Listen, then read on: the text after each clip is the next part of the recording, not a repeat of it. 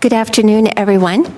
Welcome to this afternoon's briefing. My name is Carol Werner, and I'm the Executive Director of the Environmental and Energy Study Institute. This afternoon's briefing is on the topic of how can the federal government help prepare local communities for natural disasters. In this afternoon's briefing, we're going to be led through a discussion of the recommendations and the dialogue that occurred as a result of a task force that had been organized at the behest of the White House, entitled the State, Local, and Tribal Leaders Task Force on Climate Preparedness and Resilience. This bipartisan task force was comprised of 26 governors, mayors, tribal leaders, and other officials who spent a year compiling recommendations on how the federal government could best provide the kind of responsive assistance that local communities felt that they needed in order to be more resilient to the impacts of climate change that they were already seeing, as well as those that are being projected. Throughout that year process that this task force came together, met, and then compiled a report, and they came forward with more than 500 recommendations, which they then whittled down to about 35 very specific recommendations. Throughout this whole thing, at different times, we had occasion to be in conversation with gubernatorial offices, as well as a couple mayors who had spoken at EESI briefings on resilience topics last year. Throughout this process, I was always struck by the great seriousness and dedication that these state and local leaders were bringing to this very important topic, because of what they saw as the very real impacts that they were already dealing with, their concerns about how best to protect their citizens, their communities, public health, and property and businesses and their local economies in terms of dealing with the kinds of disasters that they had been experiencing. And as we know, I think over 47 states have had presidentially declared national disasters in the last couple years. And so this is something that is very real, that people at the local level, in terms of state and local leaders, are having to deal with in very real time. And of course, the greater the amount of tools and knowledge and experience that they have and that they can glean from their peers, it means the more effective that people can be in terms of really protecting and making their communities much more resilient to these kinds of natural disasters. So we are going to hear from three people who were very involved throughout this year-long task force exercise, and they are now very much involved in terms of working with their colleagues and their elected leaders in terms of the implementation and execution of a number of these recommendations. And we will first hear from Sam Ricketts, who is the director of the Washington office of the Governor of Washington State office. So Sam is the director of Governor Jay Inslee's DC office here, where he is Governor Inslee's chief liaison with Congress, with federal agencies, and the National and Western Governors Associations. He advises the governor and Washington state agencies with regard to federal policy as it affects Washington state, and works on federal action for the governor's federal policy priorities. Before serving with Governor Inslee, Sam also was the executive director of the U.S. House Sustainable Energy and Environmental Coalition, called SEEK, which is a caucus that had been formed by then Congressman Jay Inslee and Congressman Steve Israel to promote clean energy and climate action. Sam?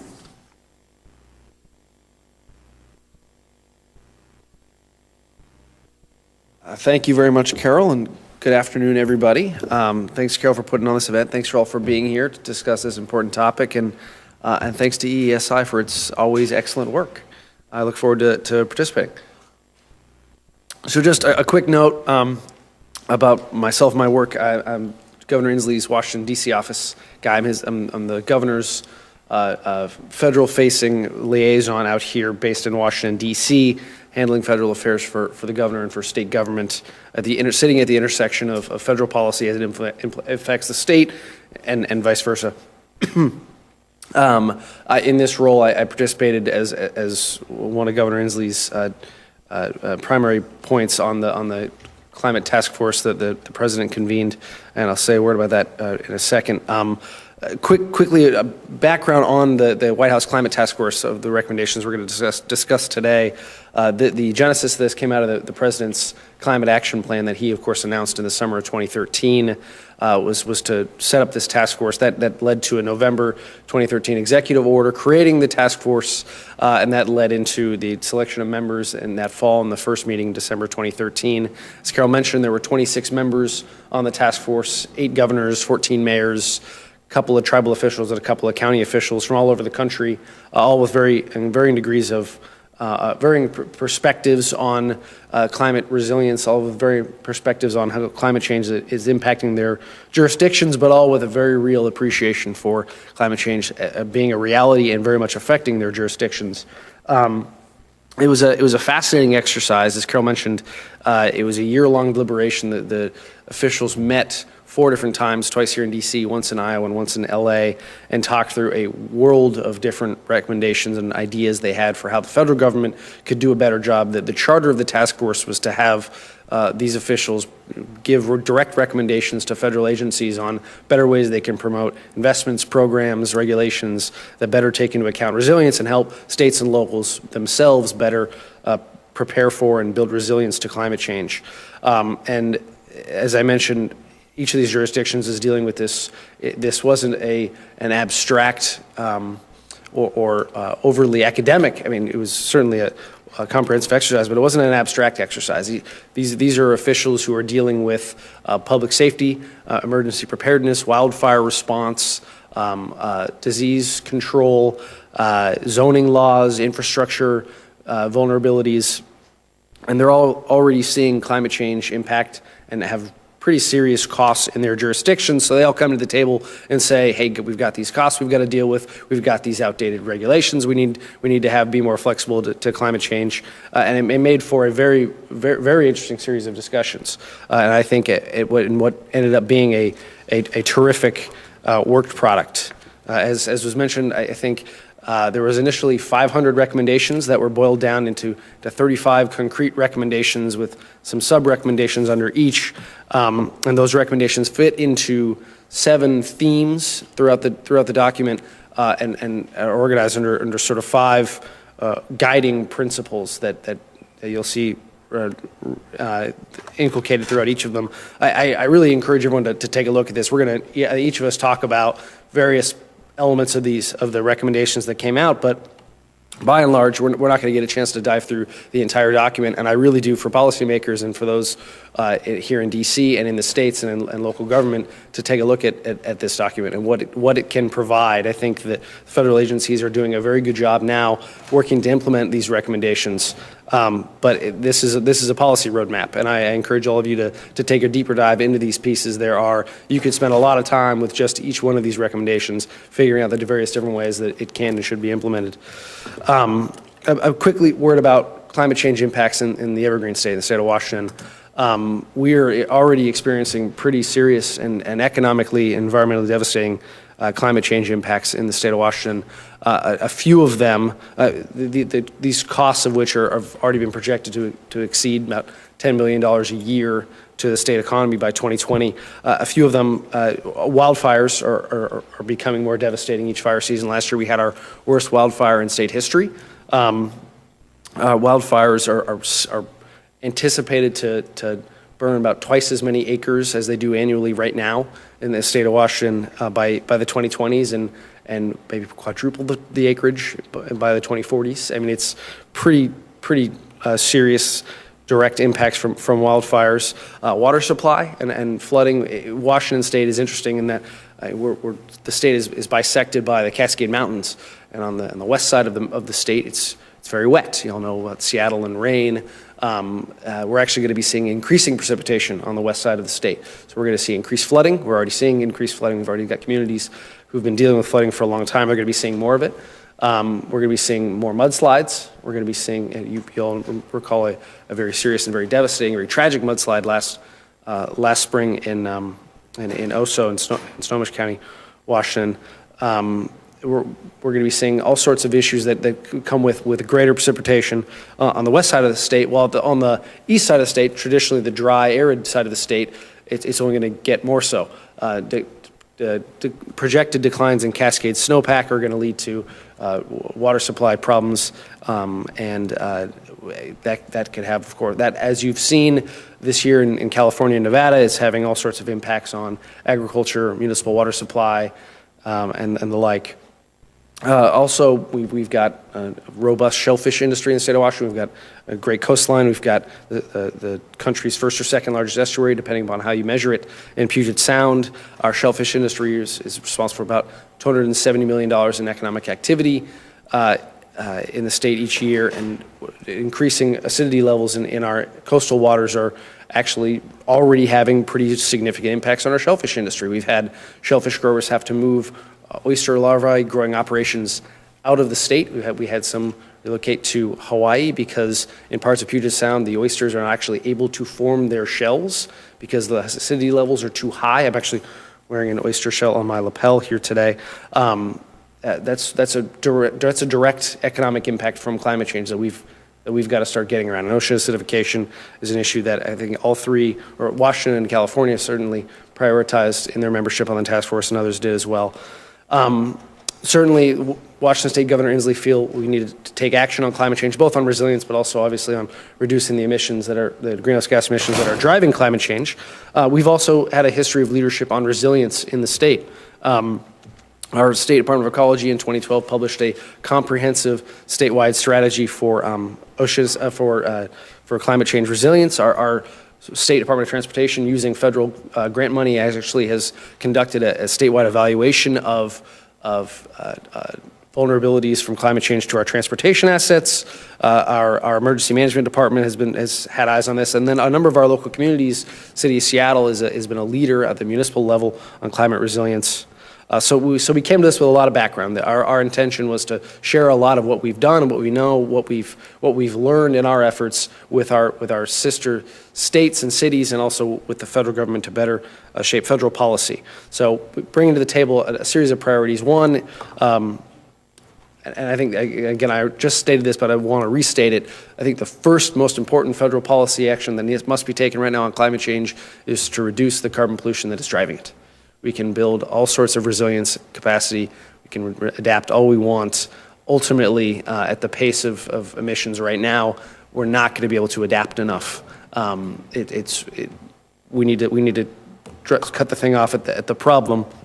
So looking at ways to reduce carbon pollution while also looking at resilience is vitally important. And I know the governor and our team tried to focus also on ways that we could do both. There's a series of strategies that have dual benefits. You can, by building more distributed, cleaner energy systems, using combined heat and power, using solar, you can actually have a more resilient grid, like we saw in New York City and other parts of New Jersey when Superstorm Sandy came through. But you're building cleaner energy systems, which are not polluting as much. You can have better forest management practices that are helping to prevent wildfires and the great carbon and other pollutant emissions that come from those fires, while also helping to sequester carbon out of the atmosphere. So we prioritize making sure that local and state governments have tools and resources and coordination that they need with the federal partners to be able to continue to build on their resilience efforts, and I'll get to more of that in a second. We talked about promoting more resilient investments versus investing in things that are no longer contributing to resilience. And then we, again, prioritized a focus on ocean acidification. I think states each broadly, and I mentioned each jurisdiction has slightly different problems, but numerous different states brought various different ideas to the table. Vermont had all sorts of really instructive lessons learned from its response and recovery from Hurricane Irene. Maryland has been doing wonderful work with sea level rise and storm surge and their statewide policymaking.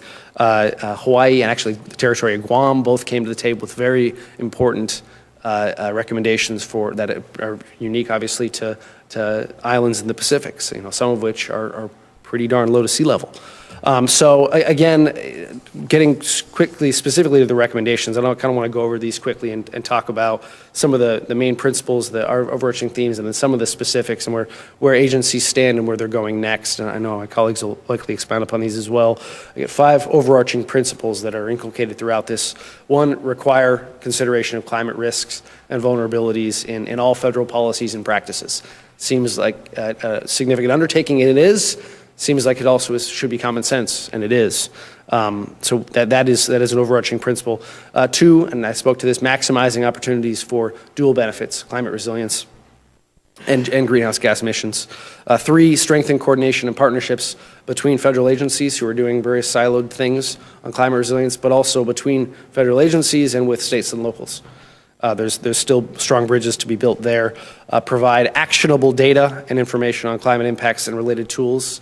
And we'll get to the definition of actionable in a little bit. And then consult and cooperate with tribes, which is a vital piece of this. Tribal nations throughout Washington, throughout the country, are uniquely vulnerable to climate change.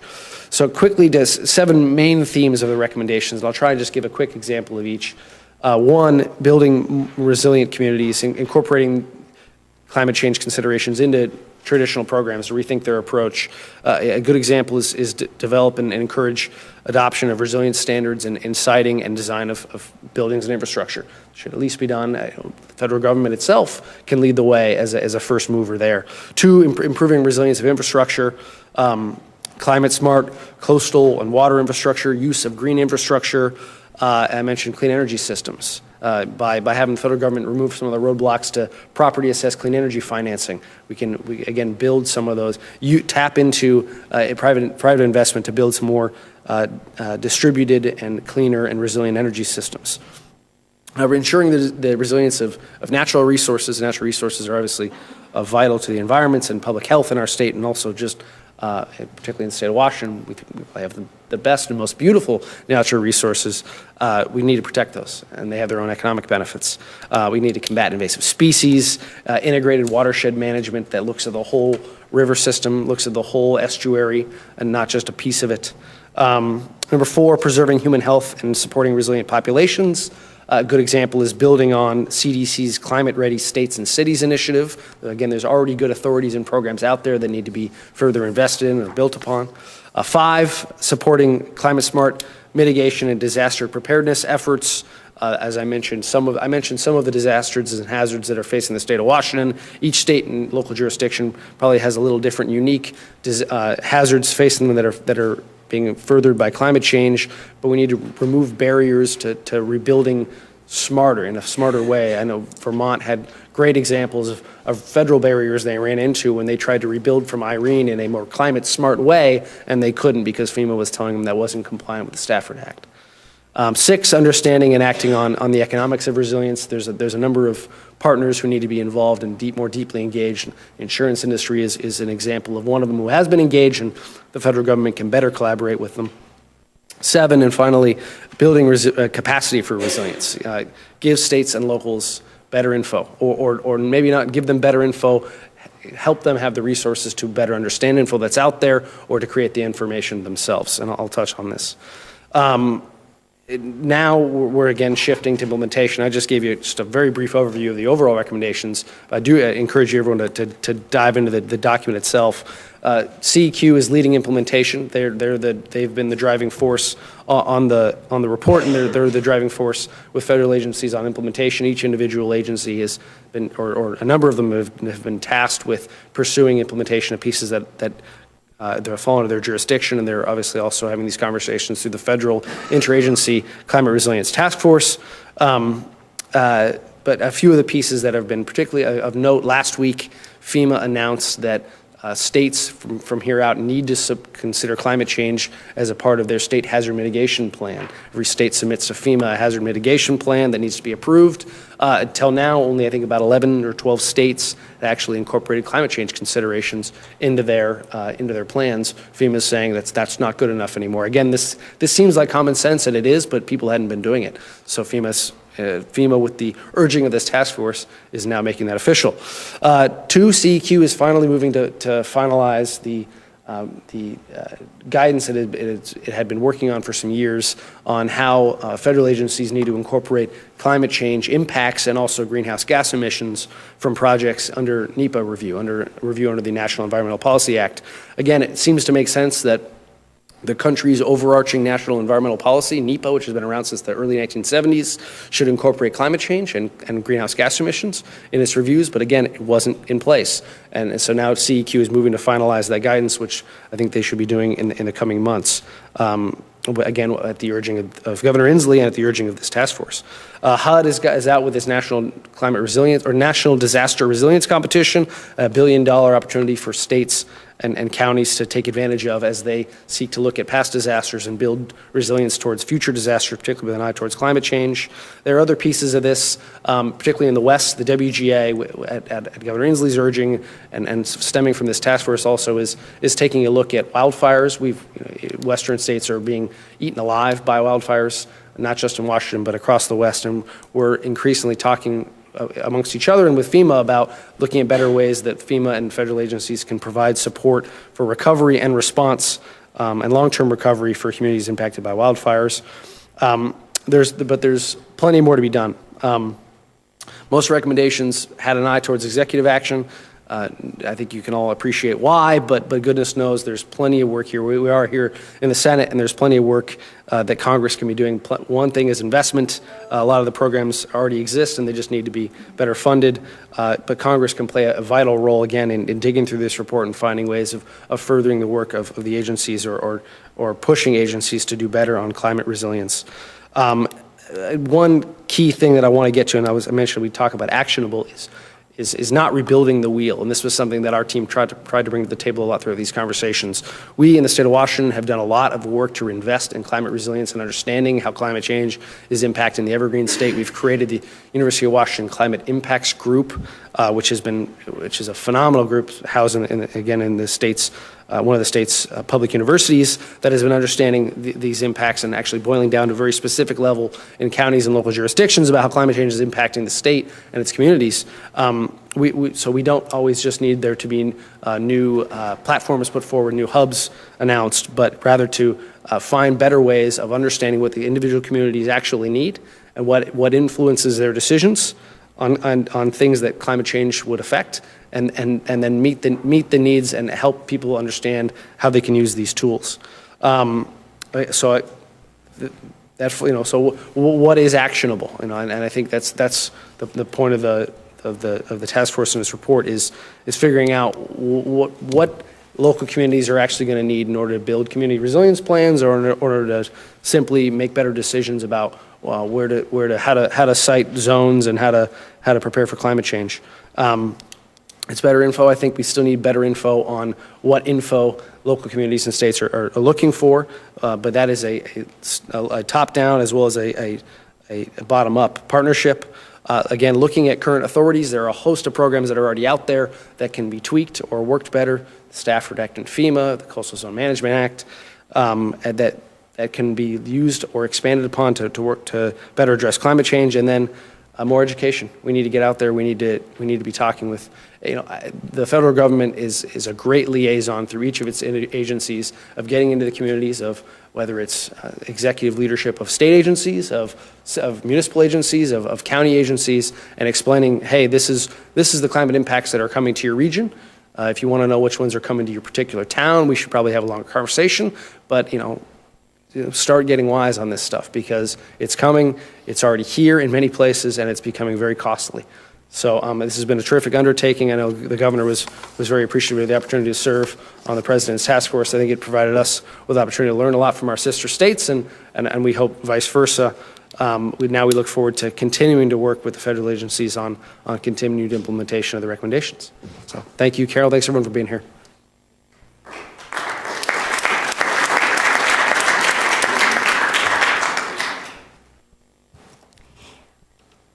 We're now going to turn to Dr. Jennifer Gerardo, who is the Director of Environmental Planning and Community Resilience for Broward County, Florida. Dr. Gerardo was deeply involved in helping with the staffing of this task force and in supporting elected members from the four-county area with which he's been specifically working in Florida. Dr. Gerardo is responsible for the development and administration of county-wide environmental programs and climate resiliency initiatives for Broward County, Florida specifically. And within that, primary focal areas include regional climate mitigation and adaptation, water resource policy, planning and management, shoreline protection, and marine resources conservation and management. Since joining Broward County in 2002, Jennifer has worked on and has overseen multi-jurisdictional initiatives focused on water resource protection, alternative water supply planning, and the development of advanced hydrologic models and comprehensive planning efforts with an emphasis on climate resilience and adaptation planning for sea level rise. Now, I wanted to go through and read each of these issue areas because they are all areas that were very important to the task force, and obviously they are very important to the area that Jennifer is working in Florida. She also played a lead role in the creation of the Southeast Florida Regional Climate Change Compact, which is a four-county commitment to work regionally on climate mitigation and adaptation strategies. And this has been going on for a while because of the concerns from local leaders about what they were seeing in southeastern Florida and the need to address it. And in fact, I wanted to call to your attention an article that was in the front section of the Washington Post today, which is really discussing this four-state compact, regional compact in Florida and why it exists and some of the actions that are being taken and the concerns of local citizens that this compact is really trying to address. And what was so important was all of the information and experience that people working on this compact were able to feed into this task force because while Southeast Florida is dealing with some very unique and special problems, some of them are also being seen other places, and they also bring a whole lot of experience with regard to having to think about how to best plan it and manage these kinds of really difficult situations. So let's now turn to Jennifer. Thank you, Carol, very much for the introduction and for the opportunity to participate in this important panel conversation. I'll admit that my role really was a support role to our former Broward County Commissioner, Kristen Jacobs, who's been a tremendous advocate for climate resiliency initiatives, and I had a great pleasure of working with her for a number of years. She was the co-chair of the Built Systems Work Group to the task force, and so we provided direct staffing to the activities there that included transportation, water, energy, built environment, and we later added a sector that was specifically coastal infrastructure because we felt that the unique circumstances of our coastal communities really warranted a very focused discussion in that area. And we took significant ownership of that particular issue. But we also had the benefit of coming into the task force process, again, with many years of real active engagement and an acknowledgement of how difficult it had been to arrive at the point that we were. I think that collectively we feel as if we really have gained great advantage from federal partnerships and from regional collaborations that have allowed us to accelerate our planning process. But we've also appreciated that there's a very significant divide to overcome when you're moving from the general policy concepts and planning initiatives to the true types of investments that need to take place in our communities in order to begin to realize the benefits of climate resiliency. And so we had that perspective to share, and I think it was one that was also really well articulated by many of the members of the working group and task force itself, as we were all at kind of varying levels of readiness and really appreciating the very importance of federal leadership, particularly in communities where we may not have, in South Florida, we've got very strong engagement in Southeast Florida, but we may not have that same engagement at the state level, and thus the types of recommendations that would come from the task force report could end up providing very strong incentives and perhaps some baseline information that could begin to elevate all of our communities across our state and across our country, not just those that had had the advantage of early participation in action. So what I'd like to do is begin by just kind of telling a little bit of the South Florida circumstance, because as Carol was expressing, this has been a reality that has been well observed by our residents, by our business leaders, by our elected officials, both Democrat and Republican, and our initiatives have been very reflective of bipartisan collaborations within our counties and across the four-county region. For a little bit of orientation, Broward County is just north of Miami, in Miami-Dade County. I know most tend to focus on the very southern tip of our state, but we're Broward in the middle of the two larger counties there. We have a coastline of about 23 miles. We have a population of about 1.8 million. We have 25 water utilities, about an equal number of wastewater treatment facilities. We've got an international port, an airport. The port has about $20 billion in economic activity in a year. The beach and our coastal resources support another $10 billion in economic activity. 3 feet of sea level rise. We have about $6 billion in infrastructure that is vulnerable. We have about 30% of our landscape at an elevation of 5 feet or less, and we're very densely developed, and we're squeezed or sandwiched between two very important natural systems, the Everglades to our west, which is protected and is not an area of retreat, and of course our coastal waters to the east. So it's a very unique environment with very significant vulnerabilities by virtue of our landscape and our topography. We also have another kind of confounding factor, which is 1,800 miles of canals that provide drainage and flood control for our community. So the entire functionality of that system is dependent on the ability to move water with gravity from west to east. And as sea level rises, we have the reduced capacity for discharges to the east. And that means that climate resilience and issues of sea level rise are not just isolated to the coastal fringe, but they translate across our entire community with very significant flood and water supply implications.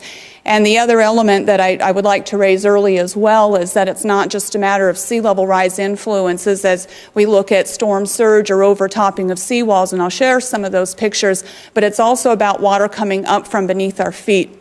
Because our geology is very porous, it's limestone. We don't have a granite or basalt, foundation that keeps seawater at bay. We're actually seeing rises in groundwater elevations in our coastal areas. We've seen more than a foot rise in groundwater elevation.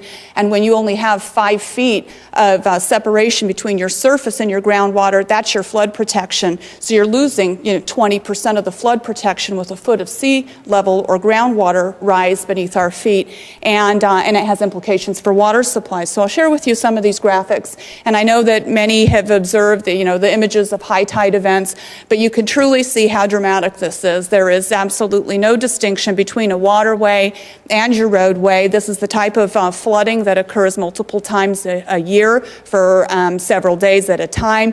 This last year, high tide events started early. We saw them in August, running all the way through December. This causes water to backflow into people's homes up through the sanitary sewer systems, as there's a massive inflow in through the plumbing.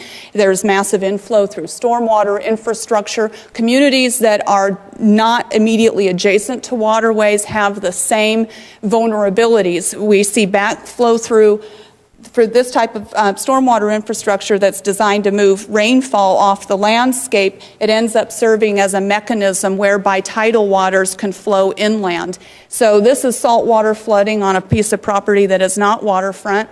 And we also have communities that can be several miles inland, as happened 2 years ago with a nominal rainfall event. They have no waterfront property within any usable distance, and yet they had massive flooding, 2 feet of standing standing water on their landscape as a result of a high tide because there was simply no movement in the stormwater infrastructure, and it all accumulated in these basins. So this interconnection of water management infrastructure is what keeps our community dry, but it's also what makes the community vulnerable under sea level rise.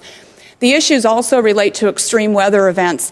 We get a lot of rainfall in South Florida, about 58 inches a year, but we can't hold it all. We're built out, we're flat, we don't have major reservoirs, we don't have the storage capacity, so flooding is a real issue. And increasingly, we're seeing major events, 1 in 100-year events, 1 in 500-year events. Last year, we had 2 1 in 1,000-year rainfall events in the state of Florida. One was in Palm Beach County, 14 inches of rain in 3 hours. People, loss of life with drowning. We had, in the Palm Beach example, it was 22 inches of rain in a day. And obviously that's, it's about a fifth of the rainfall that we would generally receive in the entire year, and it can't be used. Where we don't have adequate pumps to move 18 inches of rain in a day, we have had standing flooding, as in the picture on the left, 2 weeks that this community looked like that. And in the city of Hollywood, this was flooding overnight. People went in to their girlfriend's home for a book reading club, and they came out and their cars had washed down the street. And these are happening increasingly during the dry season when it's not supposed to be raining. And this is more characteristic of the type of condition you'd expect in a tropical storm.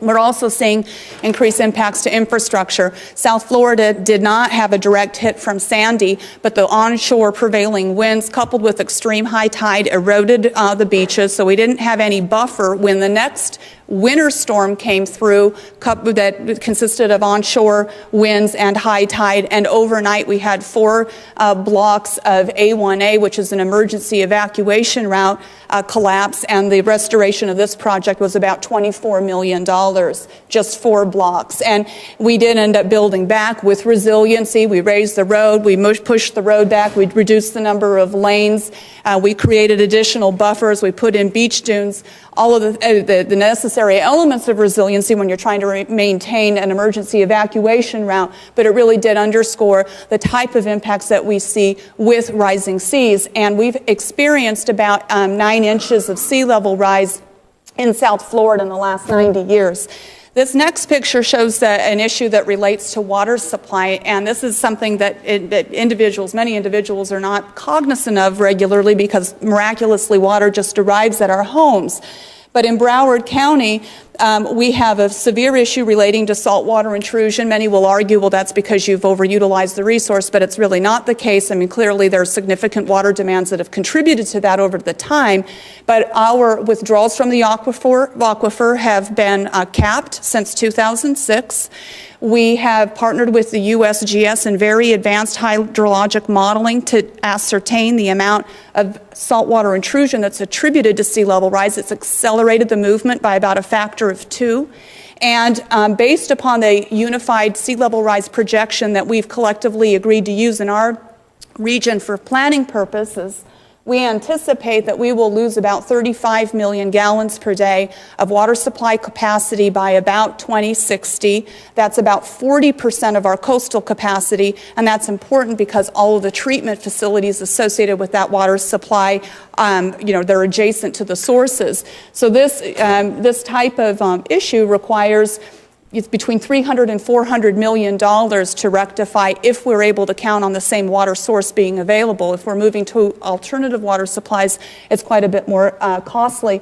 And so we're looking at regional water initiatives to help address that type of vulnerability, but it's also important in our conversations to recognize that while that's the reality in 2050, it's a gradual eroding of capacity. We don't lose the wells overnight, and we don't have the flooding impacts only realized at a future point in time. It's a gradual eroding of drainage capacity, water supply capacity, increased storm events that all create these additional vulnerabilities. And it's not just Broward. We share a common landscape with Southeast Florida, and we began to appreciate the magnitude of investments that were being made across our communities that led all 4 of our counties to come together with the determination to share the expertise, share the investments, develop more robust planning tools and strategies than if we were working individually, and also ideally position ourselves better for partnerships with the federal government, because we knew that those resources couldn't come down and benefit each of the 110 cities in our 4-county area. But with 4 counties with a population of nearly 6 million, we account for a third of our state's economy. It was more of a pressing and prominent voice calling for resource support. We agreed to collaborate in climate and energy policy at the state and federal levels to develop common planning tools such as the Unified Sea Level Rise Projection and vulnerability maps and so forth to inform our planning decisions, also greenhouse gas emissions inventories. We agreed to develop a regional action plan, which was produced. It was finalized in 2012. It's been adopted by all 4 of our counties unanimously by our bipartisan boards. It's been embraced by our cities, about a third of our cities in the 4-county area, and this is Palm Beach, Broward, Miami-Dade, and Monroe County. Monroe is the Florida Keys. They formally signed on with support for the Southeast Florida Regional Climate Change Compact, implementation of the action plan, and even more cities are actually implementing the recommendations and participating, even though maybe a resolution has not been adopted. And then the 4th area of collaboration has been annual hosting of climate summits. And then in those situations, we have elected leadership from all 4 of the counties, our city managers, business communities, environmental interests, academic partners, all come together for this comprehensive conversation about what's happening in our environment, how is planning being advanced, and what needs to happen next. And we rotate those conversations in terms of each of the counties that's hosting and participating. And as a result of working together, we've been able to maximize benefits. We have benefited with the USGS, the Department of Energy, EPA, they're all detailed here, that have brought technical expertise to our processes. But it isn't just what's happening in the 4 counties. We know it's a strong alignment with our federal agency and state partners, and then the implementation at the local level where so much of the investments need to be made.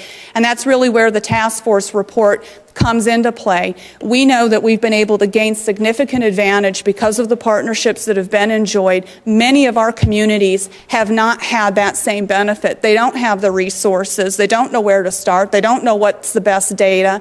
And so much of this conversation was, how can we use the federal expertise and the investments and the competency that's available, bring it back to local governments, bring actionable and scalable information. We can't just use the projections from the National Climate Assessment. What does it mean in my community? And then one of the other conversations was, well, the federal government clearly can't be in all places at all times. How can we incentivize regional participation and collaborations? And since then, I think that we've seen a number of investments that are coming forward, initiatives and programs that are being structured and scaled to provide that type of incentive. We've had the climate data centers that were announced during this process, designed to help bring actionable information to communities, support for agriculture. We had the Climate Action Champions Award that was announced, that was clearly established to allow and encourage regional collaborations.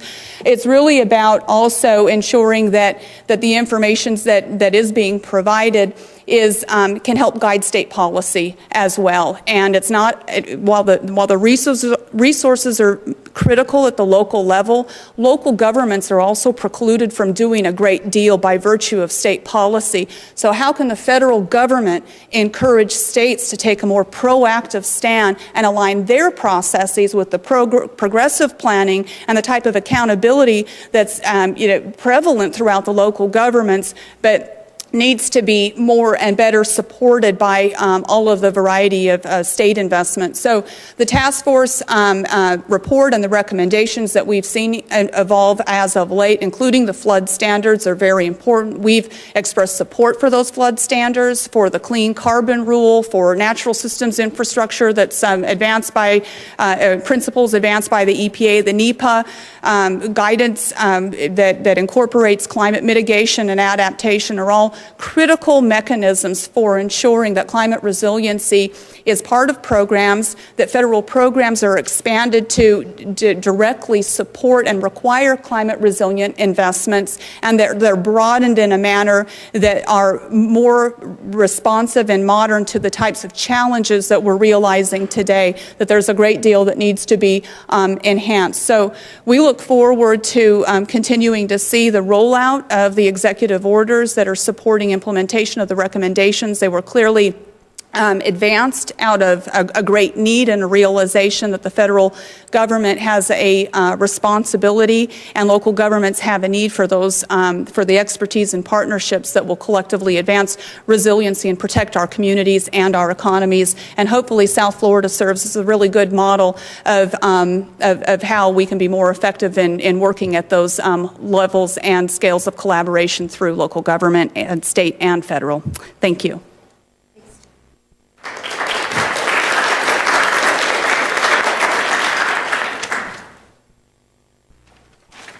And I don't know about you, but I'm glad you're there working on all of this, because that situation looks already very, very overwhelming in terms of the challenges that are having to be dealt with by local communities and their leadership. So we're now going to turn to another representative of local government, to Carolyn Berndt, who is the Program Director for Sustainability at the National League of Cities, where she is part of the federal advocacy team leading NLC's advocacy, regulatory, and policy efforts on energy and environmental issues that include water infrastructure and financing, air and water quality, climate change, and energy efficiency. And of course, the National League of Cities is the oldest and largest organization representing municipal governments. The task force included several mayors, including Mayor Ralph Becker, who is the mayor of Salt Lake City and who is also the current president or chairman of the National League of Cities. And so there were, as I said, several mayors that were part of the task force, including the leadership of NLC. And Carolyn is going to speak to us a little bit more specifically about what the task force recommendations, what dealing with resilience and preparation means for local governments, for cities.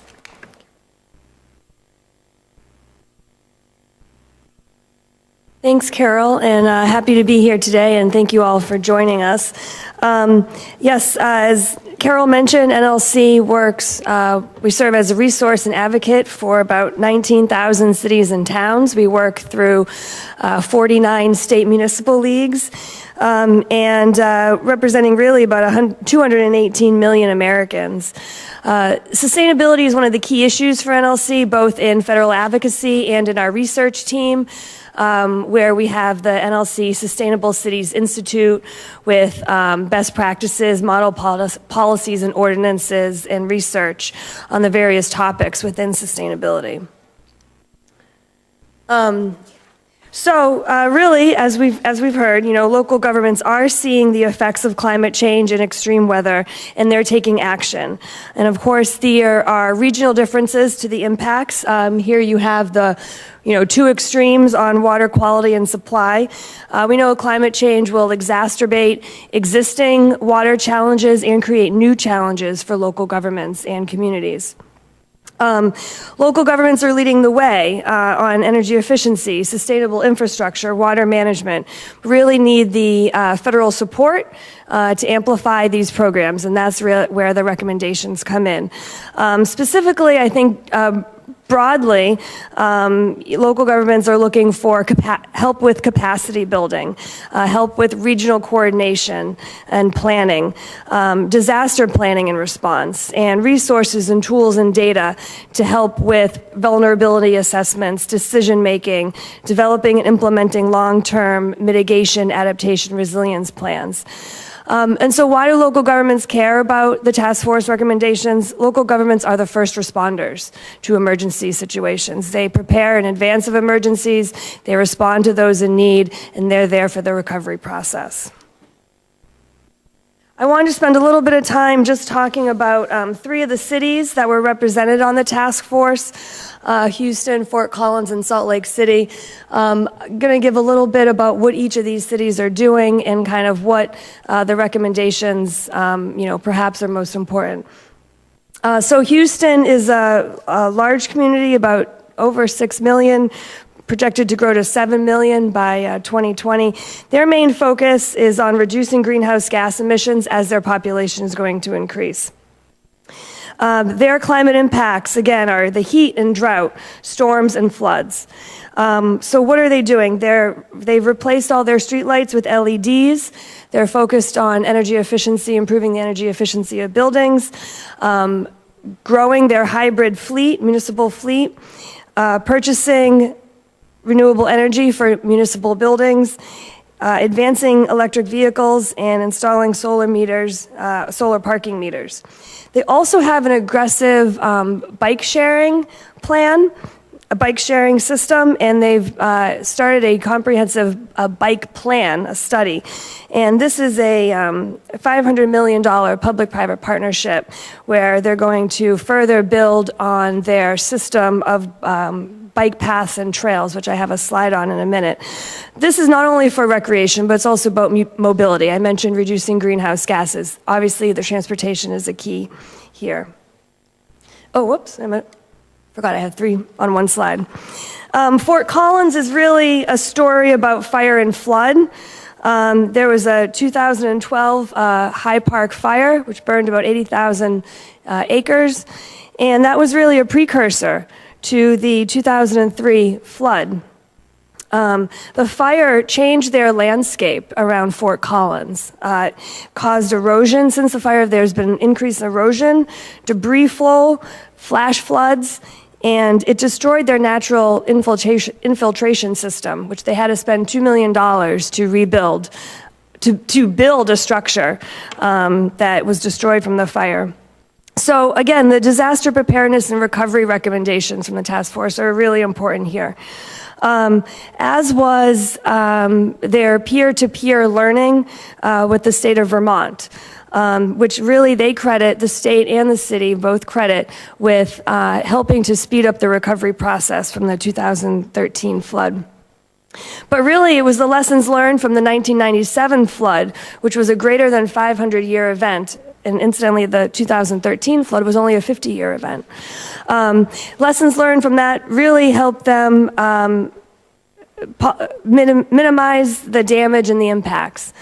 And also, building on that, a recommendation in the task force report on the resilience corps, which would help smaller communities build capacity, both before, during, and after emergencies, providing on-the-ground support and technical assistance.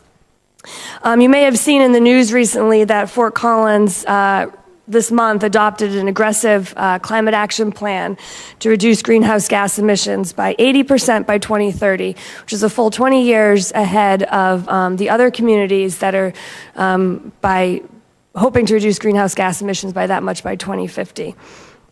They don't exactly know how they're going to get there.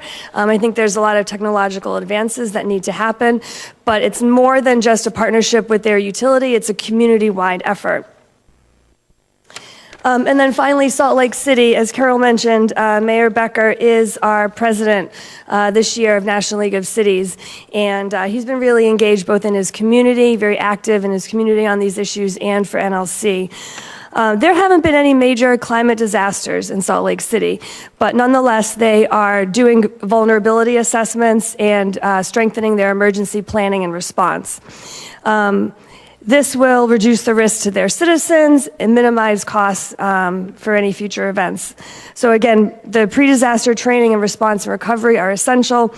Information from the federal government and data on flood hazard maps, wildfire risks, erosion hazards are all critical. And they've also highlighted as key recommendation the value in considering the true economic costs in future climate risks in their decision-making process. So taking into account the long-term benefits, not just the short-term costs. And this is true for them at the city level and also at the federal level. And I think this was mentioned before, but the federal grants and programs considering climate change is an important step.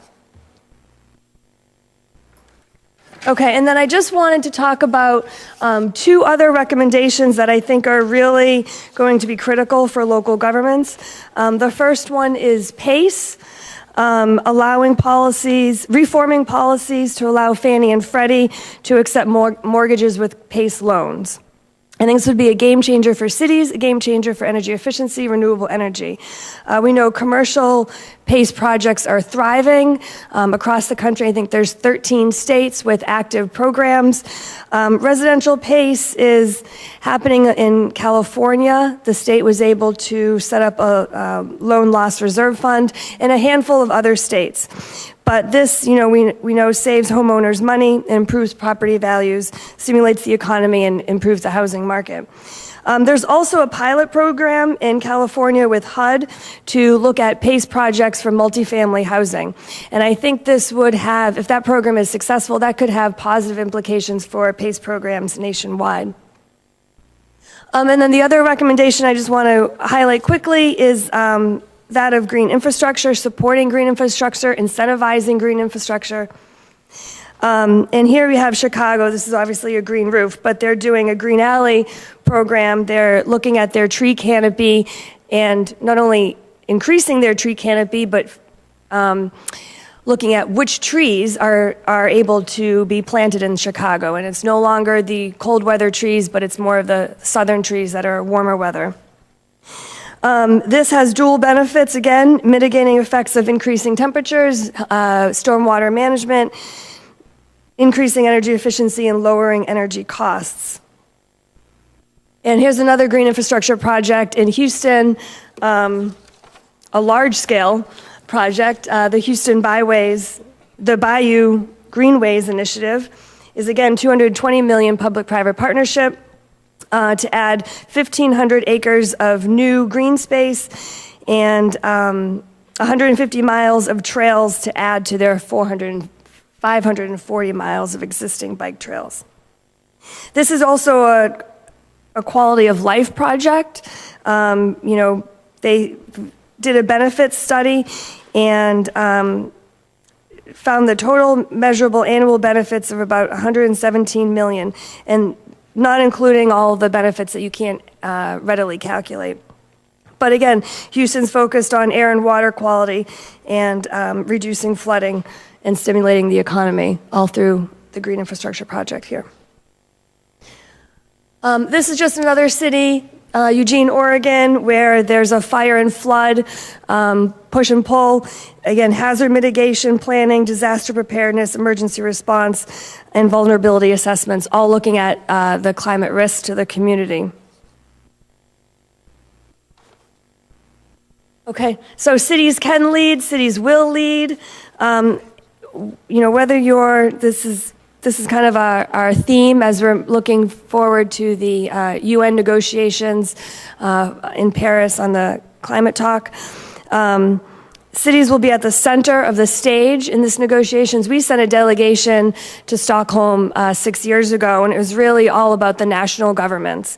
But this year, what we're seeing is that local governments are at the center stage. So what NLC is doing with partners is pulling together all of these local stories in hopes that demonstrating that there's a collective commitment to addressing climate change. I do have recommendations.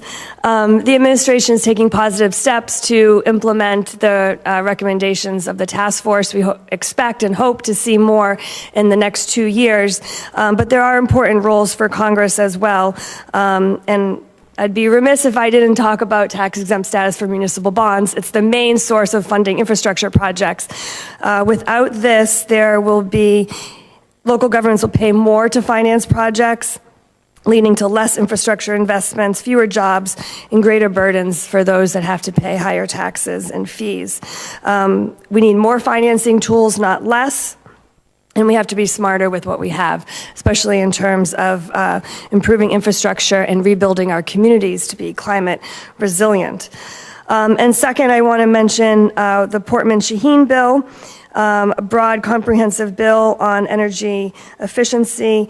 And we are particularly supportive of the provision there that would allow lenders and homeowners with more flexible underwriting standards to include the home's energy cost savings in mortgages. And then finally, also national policies that will really drive long-term investments in change and local success.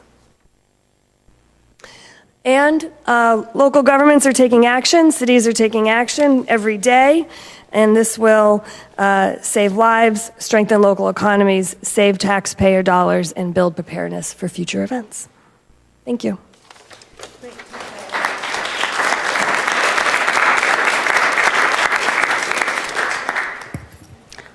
All right, so does anyone have any questions or comments for our presenters this afternoon? Okay, and please identify yourself too, Terry. Thanks. Terry Hill with the Passive House Institute. Is there any discussion about deep energy retrofits in any of these discussions?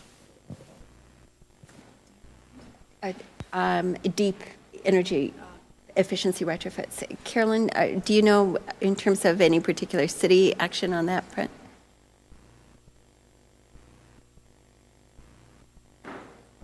Okay, I think it's on. Yes, I mean, I think cities are doing that as part of, looking at their building stock, existing building stock, whether it's homes and commercial properties.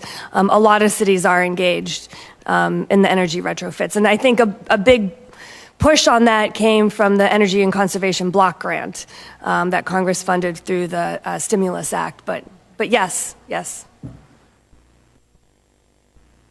And just from the state level as well, certainly Washington State and a number of other states have pretty, as I think as you know, pretty comprehensive and pretty significant energy efficiency retrofit programs throughout states. I mean, one of the things we tried to highlight through the task force recommendations was building more efficient energy systems and taking less load off of centralized systems and power plants that are vulnerable to cold weather snaps, to extreme weather events, do function as a good pathway towards resilience in addition to building out clean energy resources, if that can partly answer your question. From South Florida, I would just share that we really struggle with energy issues. We're very supportive and progressive, I think. We've adopted renewable energy goals as our communities. We've supported PACE. We have many cities and counties that are participating in PACE despite the difficulties of the current FHFA position. But we see challenges in the Florida Supreme Court with respect to PACE in large part because of the federal position.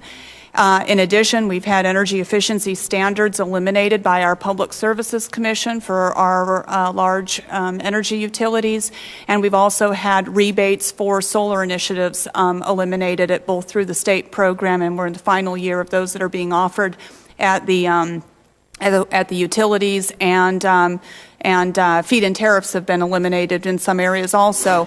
So again, standards that can be and incentives that are advanced at the federal level that will broaden opportunities, create opportunities and some flexibility for local communities that are ready to lead would be very attractive, but we're very hamstrung by state energy policy in our state. That's really interesting in terms of sort of looking at that combination of circumstances. And then I had wanted to just also ask all of you, I think, Carolyn, you raised it in terms of that there are a number of areas where cities, where local governments feel that they are hamstrung, well, and you just mentioned it in terms of the county level too, by states. And I was curious in terms of whether, in terms of, like Governor Inslee, in terms of thinking about also some of his other colleagues on the task force, and in terms of some of the mayors, county commissioners, whether there is now going to be an effort to kind of look at how maybe some of your associations might sort of look at this whole issue and, take that on a little bit more in terms of some of these barriers where state policy is blocking local governments from being able to move forward. What's the best way forward on that? And do you see, like, say, Western Governors or NGA looking at that recommendation, or is NLC or the Conference of Mayors or NACO going to sort of push in terms of, say, some of the gubernatorial associations? I was just curious. And the short answer is no, I don't think so. The longer answer is, and this is a really good point that I think both my colleagues have drawn out, which is here I've talked about the things the state of Washington has done, is doing on climate resilience, which we think are progressive and are supportive of our local communities, our cities and our counties, who are also doing really remarkable things, forward-looking things every corner of the state, blue, red, purple, and otherwise. But there are a number of states who are very much not doing these things, and as they've alluded to, it's important to note that of the governors from states and territories that served on the task force, there were 8 of them. It was bipartisan representation. There were 7 Democratic governors and 1 Republican governor from the territory of Guam. And by and large, the task force, which had also a number of Democratic and Republican mayors, as well as the county officials and tribal officials, important to note that these efforts were bipartisan, and unfortunately, as we all know, a lot of the discussion around climate, both mitigation and unfortunately the resilience, and which one could argue is just good government. Unfortunately, even the resilience has waded into the partisan discussion. So I know that there have been for instance, the NGA has been, and this is not to disparage the NGA whatsoever, they have been very involved in understanding what these recommendations were, and we have helped to try and disseminate the information to our colleagues. Various states, first of all, face various different climate risks, and second of all, there's various appetites to undertake climate resilience activities, as we've seen in various states. Well, I would just say that, perhaps one example is the EPA's Clean Power Plan. NLC did support that in terms of local governments, helping local governments able to reduce their greenhouse gas emissions. And obviously there are a number of states that are coming out opposed. So how this plays out, I don't know, but I think that cities are looking really to be a part of that with the energy efficiency programs that they are doing. So I think that's one area where we are seeing this conflict. But again, it is also from the federal level as well. So. Other questions, comments? Okay, back here. My name is Sarah Pendergast with Union of Concerned Scientists. You've kind of talked about this, but I'd love to hear a little bit more about where does this initiative come from for investment in preparedness? Is this our businesses calling for it? Is this local leaders taking leadership, community members? Who's pushing for this? Yeah, in South Florida, I would say that there's a strong, diverse base. We have had the business community, for example, in the city of Miami Beach, it was the business community that really rallied to prompt the local leadership to be more aggressive on adaptation and resiliency issues. We have seen calls for bringing together the business community, the insurance community, the finance industry to look at adaptation strategies, finance strategies.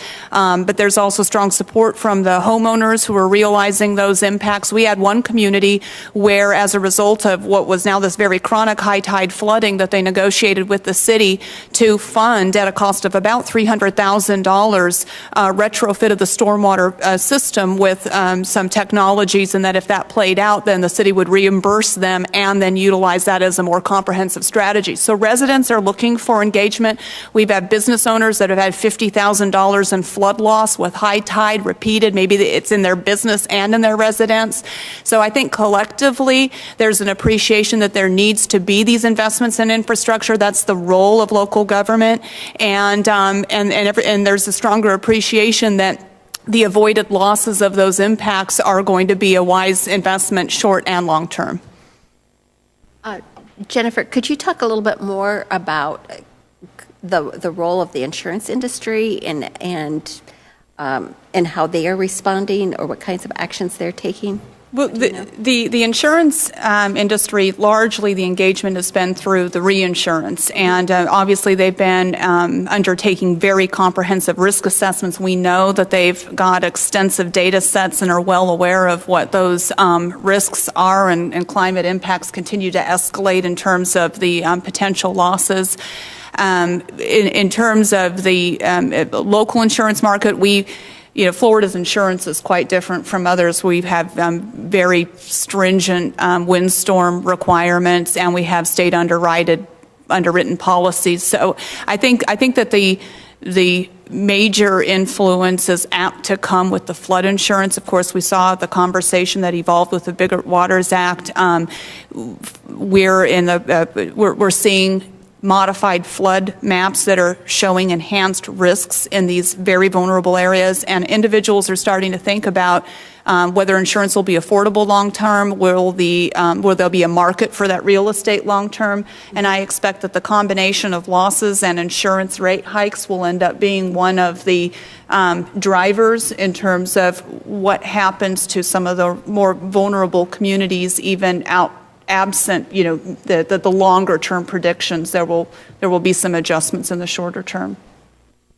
And I was also interested to ask whether you are seeing a lot of people from other counties within Florida that are coming to you to talk about the compact. Whether you're getting a lot from other states as well as within the state. There have been a lot of collaborations internally and with communities outside of our state. In the Jacksonville area, there's a business community that's leading on climate resiliency, and they've convened their own work group that's involving their Chamber of Commerce. So it looks like something akin to our compact could be evolving in the Northeast.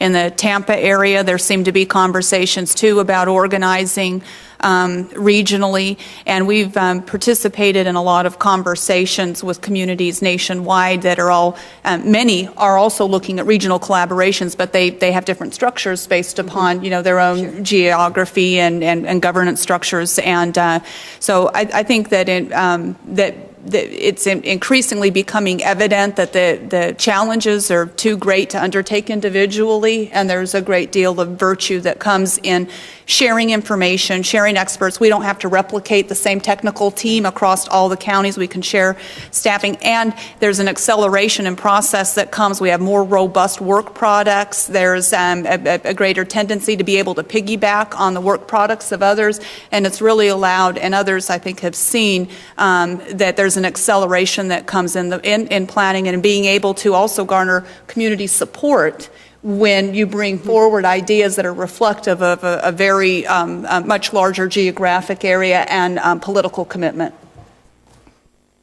Great. Any other questions or comments? Okay, go ahead, Terry.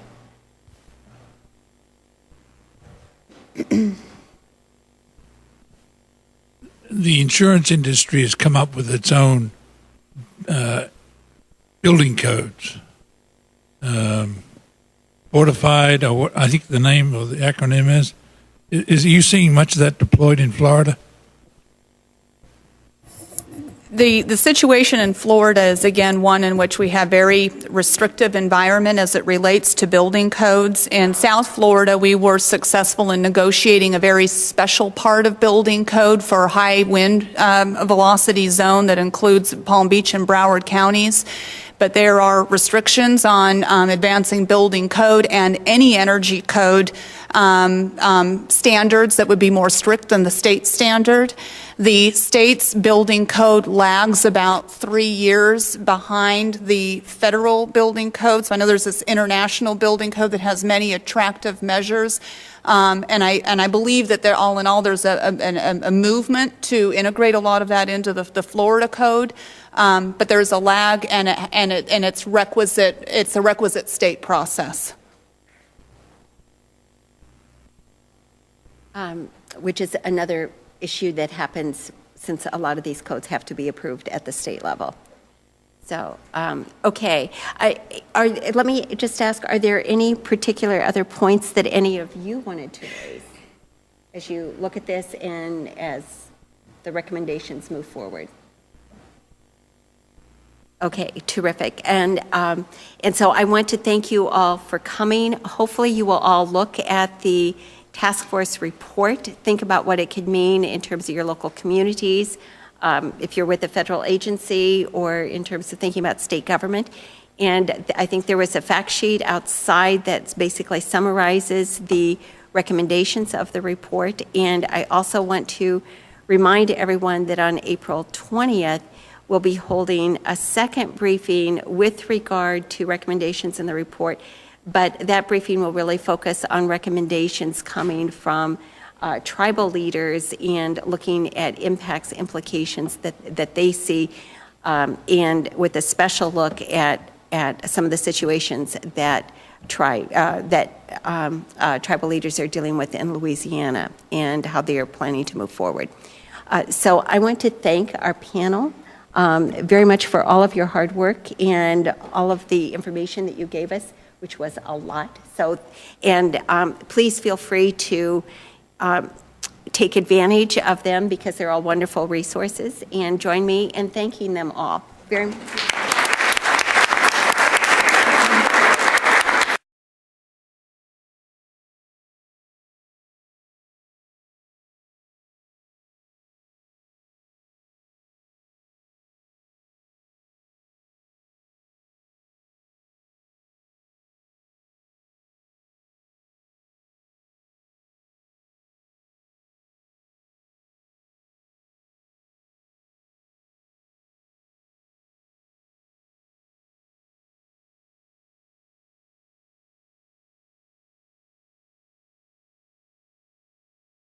Presidentially declared national disasters in the last couple years. And so this is something that is very real, that people at the local level in terms of state and local leaders are having to deal with in very real time. And of course, the greater the amount of tools and knowledge and experience that they have and that they can glean from their peers, it means the more effective that people can be in terms of really protecting and making their communities much more resilient to these kinds of natural disasters. So we are going to hear from 3 people who were very involved throughout this year-long task force exercise, and they are now very much involved in terms of working with their colleagues and their elected leaders in terms of the implementation and execution of a number of these recommendations. And we will first hear from Sam Ricketts, who is the director of the Washington office of the governor of Washington State office. So Sam is the director of Governor Jay Inslee's DC office here, where he is Governor Inslee's chief liaison with Congress, with federal agencies, and the national and Western governors could best provide the kind of responsive assistance that local communities felt that they needed in order to be more resilient to the impacts of climate change that they were already seeing, as well as those that are being projected. Throughout that year process that this task force came together, met, and then compiled a report, and they came forward with more than 500 recommendations, which they then whittled down to about 35 very specific recommendations. Throughout this whole thing, at different times, we had occasion to be in conversation with gubernatorial offices, as well as a couple mayors who had spoken at EESI briefings on resilience topics last year.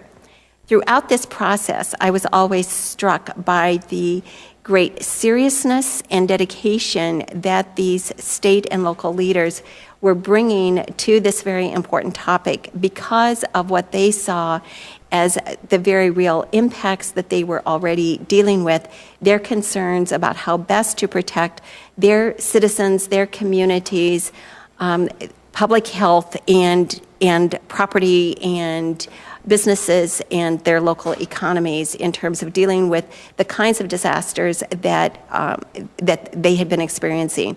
And as we know, I think over 47 states have had. I'll say a word about that in a second. Quickly, background on the White House Climate Task Force of the recommendations we're going to discuss today. The genesis of this came out of the President's Climate Action Plan that he, of course, announced in the summer of 2013, was to set up this task force. That led to a November 2013 executive order creating the task force, and that led into the selection of members in that fall in the first meeting in December 2013. As Carol mentioned, there were 26 members on the task force, 8 governors, 14 mayors, a couple of tribal officials and a couple of county officials from all over the country, all with varying degrees of varying perspectives on climate resilience, all with varying perspectives on how climate change is impacting their jurisdictions, but all with a very real appreciation for climate change being a reality and very much affecting their jurisdictions. It was a fascinating exercise. As Carol mentioned, it was a year-long deliberation. The officials met 4 different times, twice here in D.C., once in Iowa and once in L.A., and talked through a world of different recommendations and ideas they had for how the federal government could do a better job. The charter of the task force was to have these officials give direct recommendations to federal agencies on better ways they can promote investments, programs, regulations that better take into account resilience and help states and locals themselves better prepare for and build resilience to climate change. And as I mentioned, each of these jurisdictions is dealing with this.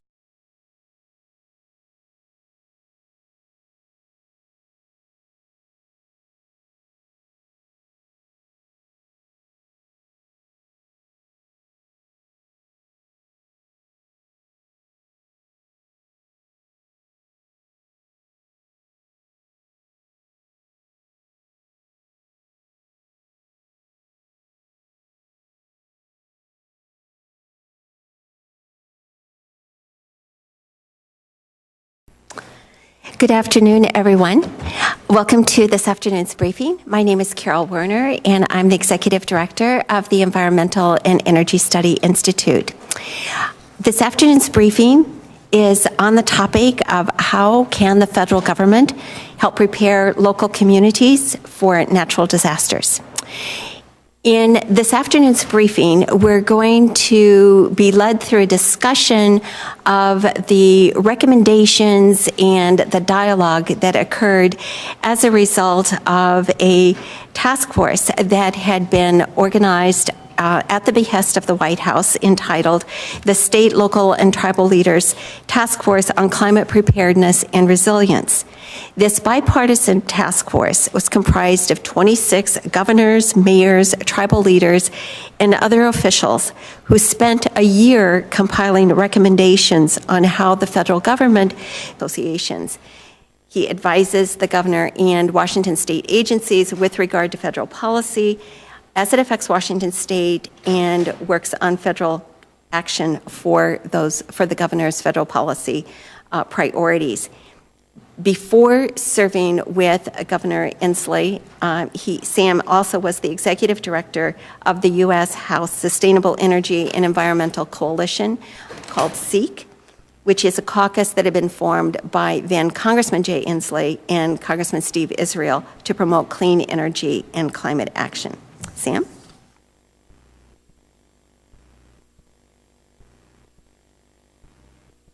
Thank you very much, Carol, and good afternoon, everybody. Thanks, Carol, for putting on this event. Thanks for all for being here to discuss this important topic, and thanks to EESI for its always excellent work.